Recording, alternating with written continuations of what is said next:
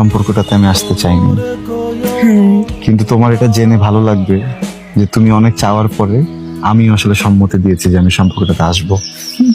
হ্যাঁ, as a girlfriend তোমার কিছু চাওয়া পাওয়া থাকতে পারে, সে সবগুলো চাওয়া পাওয়াকে আমি সাধুবাদ জানাই, কিন্তু আমিও তো একজন বয়ফ্রেন্ড, আমার কিছু টার্মস এন্ড কন্ডিশন আছে যেগুলোতে তোমাকে একটু অ্যাগ্রি করতে হবে।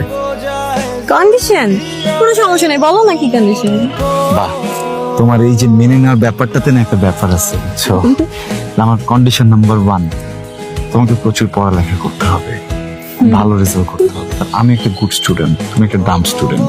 আমি যদি রেজাল্ট ভালো করি আর তুমি যদি রেজাল্ট খারাপ করো, দেখো রেজাল্ট ভালো করে কিন্তু আমি সেলিব্রেট করতে পারবো না, বিকজ তোমার জন্য আমার মন কাঁদবে, তাই না?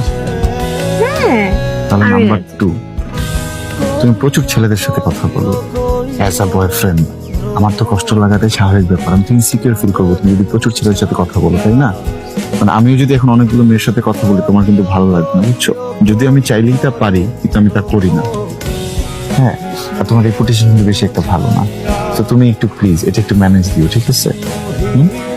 নাম্বার 3, এটা খুব সহজ।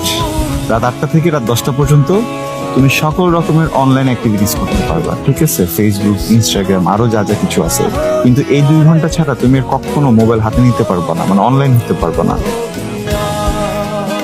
মানে মানে কি বলতেছো জান? মানে শোনো, আমি তো তোমার সবকিছু মেনে নিচ্ছি, কোনো সমস্যা নাই আমার, কিন্তু 2 ঘন্টা